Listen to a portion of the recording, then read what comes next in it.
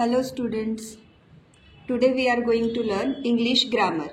Now we see here rhetorical questions, interrogative questions, yes no type question and verbal question. या सगळ्याचा अर्थ हा एकच आहे. जर एक्झाम मध्ये तुम्हाला लिहायला आलं right the rhetorical question from above sentence, तर कशा पद्धतीने लिहायचं ते मी आता सांगणार आहे. चला तर मग बघूया. मी आता इथे लिहिलेलं आहे ना, फाइंड ऑक्झिलियरी किंवा हेल्पिंग वर्ब.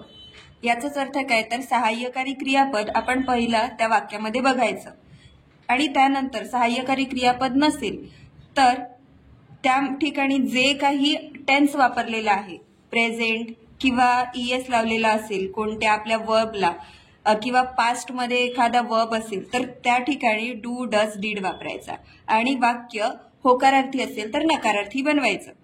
सगळ्यात पहिला आपण बघूया पहिलं वाक्य, you can tell me that. आता यामध्ये ऑक्झिलरी वर्ब कोणता आहे, तर आपण ऑक्झिलरी वर्बची व्हिडिओ मी या चॅनलवर मागे टाकलेली आहे, ती पण तुम्ही बघू शकता. कॅन हा त्यामधला हेल्पिंग वर्ब ऑक्झिलरी वर्ब आहे. मग तो आपण काय करणार, पुढे घेणार. लिहून घेऊया आपण कॅन आणि नॉट टाकायचा आहे आपल्याला. सो आपण काय करणार, कांट.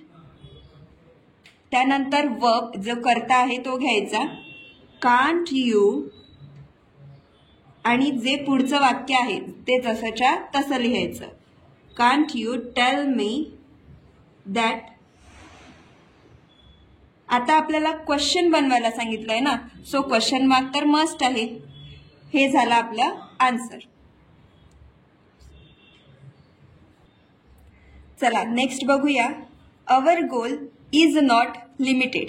आता हे वाक्य होकारार्थी होतं, पॉझिटिव्ह होतं आणि इथे निगेटिव्ह नॉट दिलेला आहे. मग त्यामधला नॉट हा आपण काढून टाकायचा आणि त्यामधलं जे ऑक्झिलियरी वर्ब आहे ते वापरायचं. म्हणजे इज हा यूज करायचा.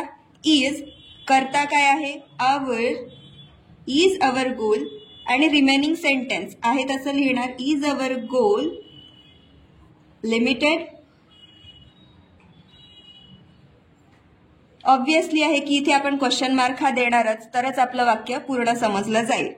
त्यानंतर आहे next, they repeat the trick. Repeat हा मेन वर्ब आहे. सो मेन वर्ब असेल तर आपण त्या ठिकाणी डू चा वापर करावा.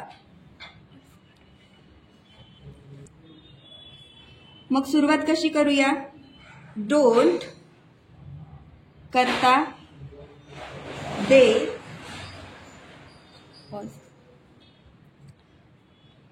आणि जे वर्ब आहे ते लिहायचं आपण, डोंट दे रिपीट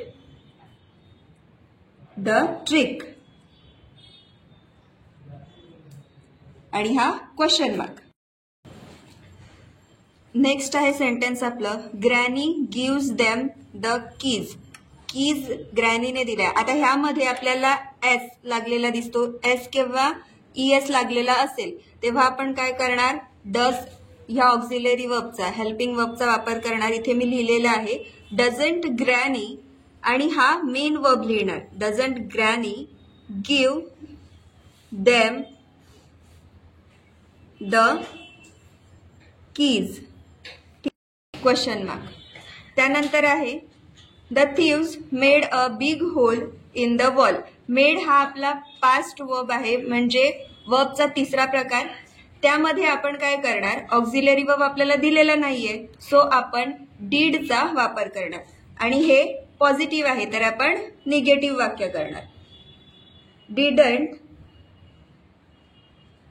त्यानंतर जो करता आहे तो डिडंट द थीव्स. मेडचा मेन वर्ब काय येणार, make a big hole in the wall, आणि शेवटी क्वेश्चन मार्क. तर या पद्धतीने तुम्हाला जरी रिटॉरिकल क्वेश्चन किंवा interrogative question, yes no type question, verbal question बनवण्यासाठी प्रश्न आला तर या पद्धतीने सोडवायचा आहे. याच प्रकारच्या व्हिडिओ मी तुमच्यापर्यंत घेऊन येत राहीन, जेणेकरून तुम्हाला परीक्षेमध्ये कोणतीही अडचण येणार नाही. धन्यवाद. सबस्क्राईब करायला विसरू नका.